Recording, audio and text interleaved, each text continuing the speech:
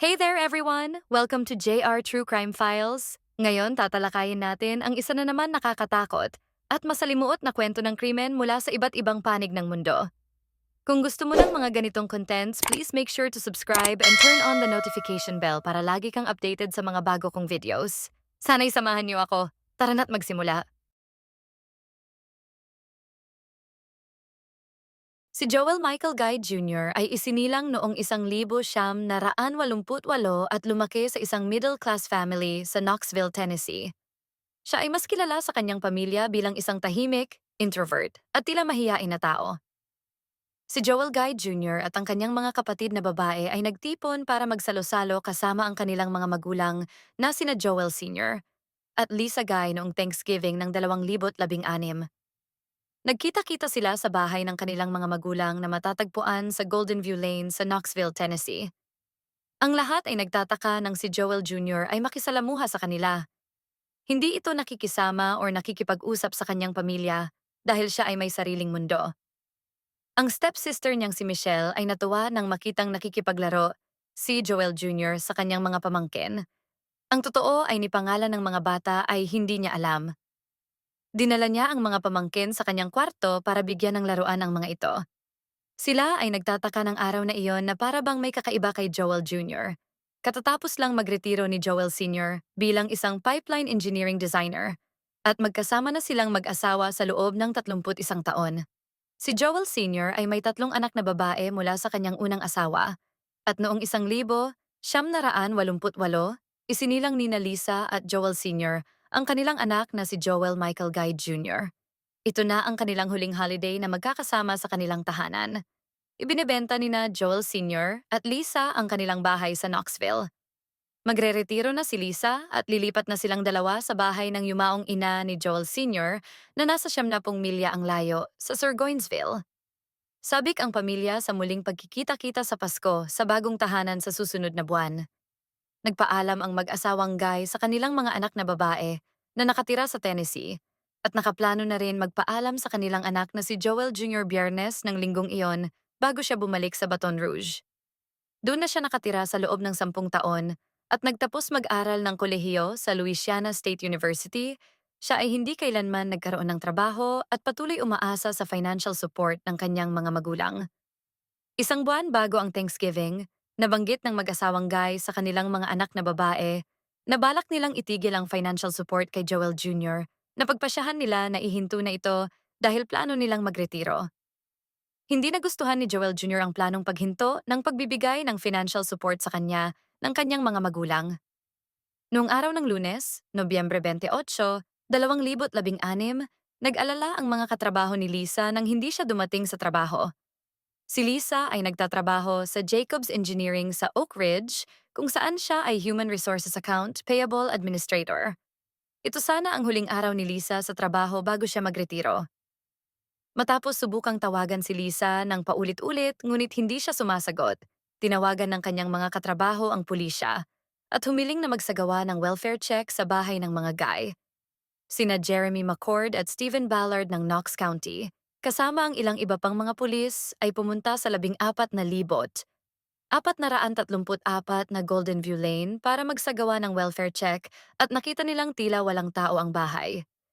Ngunit napansin nilang kakaiba na ang bahay ay ipinagbibili pero walang lock ng real estate sa harapang pinto. Mula sa harap ng bahay, nakita nilang may mga groceries gaya ng ice cream, sausage, at bacon na nakakalat sa sahig ng foyer. Pumunta ang mga pulis sa likod ng bahay at napansin na tinanggal ang doorknob at inilagay sa harapang pinto. Ramdam din nila ang init na nagmumula sa bahay, kasama ang isang kakaibang amoy ng kemikal. Binuksan ng isang pulis ang isa sa mga kotse ng mag-asawang Guy na nakaparada sa driveway at pinindot ang garage door opener na nagbigay daan sa kanila para makapasok sa bahay. Pagpasok ng mga pulis, natuklasan nilang nakatudo ang thermostat sa 70 degrees. Lumapit sila sa isang mesa kung saan naroon ang mga wallet ni na Joel at Lisa at isang sledgehammer. Pagkatapos ay isang mesa na may mga long guns na nakapatong. Nadaanan nila ang mga groceries na nakita nila mula sa labas at sa kusina. Natuklasan nilang may isang stockpot na kumukulo sa kalan. Nang buksan ng mga investigador ang takip, Natagpuan nila sa loob ng palayok ang pugot na ulo ni Lisa Guy. Ang mga pulis ng Knox County Sheriff na nakadiskubre sa eksena ng krimen ay nagkaroon ng physical reaction dahil sa amoy sa loob ng bahay. Umakyat ang mga pulis sa hagdan at narinig nila ang tahol ng isang aso. Natagpuan nila ang aso na nakakulong sa isang kwarto.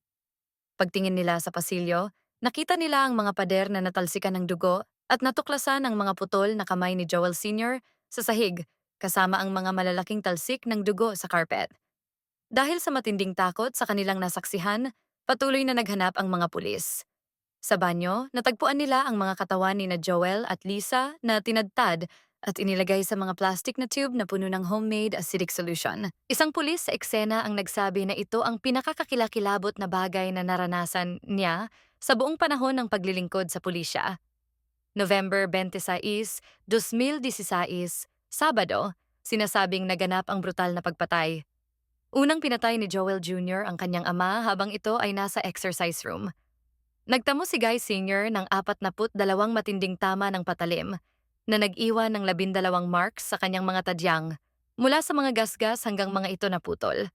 Malubhang pinsala ang natamo ng kanyang mga baga, bato at atay. Pinutol ang mga kamay ni Guy Sr. sa pulso, ang kanyang mga braso sa balikat, at ang mga binti ay inalis mula sa balakang. Pagkatapos, inatake niya ang kanyang ina, si Lisa Guy, nang bumalik ito mula sa pamimili ng groceries.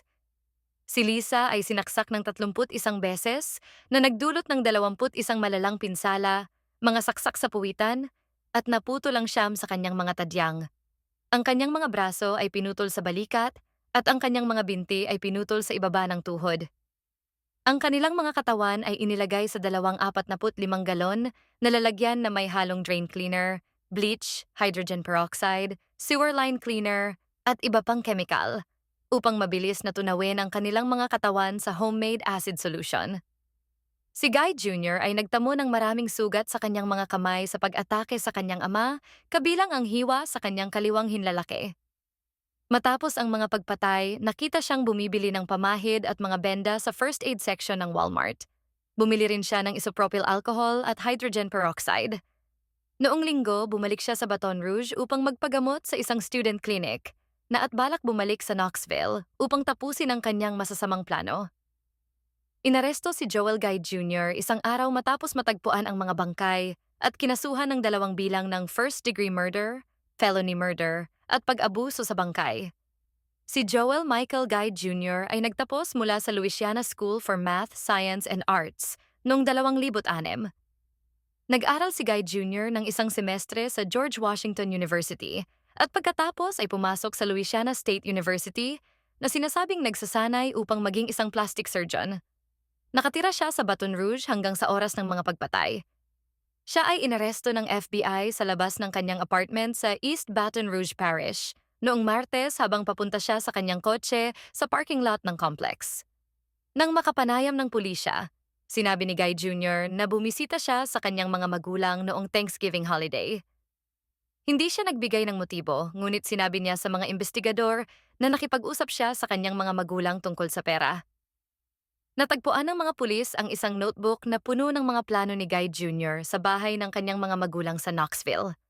Nakagugulat, isinulat niya ang isang listahan ng mga gagawin bago ang pagpatay, kasama ang mga bagay na dadalhin niya, kabilang ang isang blender at food processor. Inilalarawan din sa sulat kung paano niya sisimulan ang proseso ng forensic manipulation at pag-dismember. Iisa lang ang motibo ni Guy Jr. pera. Isinulat niya ng detalyado ang mga ari-arian ng kanyang mga magulang at sa kanyang mga sulat ay nakasaad kung paano niya makukuha ang mga ari-arian ng kanyang mga magulang, kabilang ang life insurance, ang bahay sa Knoxville, ang bahay sa Sirgoinsville, kotse, SUV, bangka, at isang lumang truck. Anong klaseng halimaw ang walang puso at brutal na papatay sa sarili niyang mga magulang? Ang paglilitis kay Guy Jr. ay tumagal ng 4 na araw at kinabibilangan ng mahigit 700 piraso ng ebidensya at 27 testigo. Nahatulan siya ng habambuhay na pagkakakulong noong Oktubre 2, 2020 ni Judge Stephen Sword na tinawag ang kasong ito na pinakamatinding anyo ng pag-abuso sa bangkay na kanyang nakita sa kanyang 25 taong karera. Si Guy Jr. ay napatunayang nagkasala sa lahat ng kaso, kabilang ang 2 bilang ng first-degree murder, 3 bilang ng first-degree felony murder, at 2 bilang ng pag-abuso sa bangkay. Ayon kay Knox County Judge Sword, ang hurado ay nagkaisa sa paghahatol ng pagkakasala sa lahat ng 7 kaso. Si Guy Jr. ay hindi maaaring makalaya sa loob ng 130 taon. Gayunpaman, sa panahon ng hatol, sinabi ni Judge Sword na kahit 300 taon ay hindi sapat upang maging katumbas ng ginawa ni Guy Jr. Ang kwento ni Joel Guy Jr.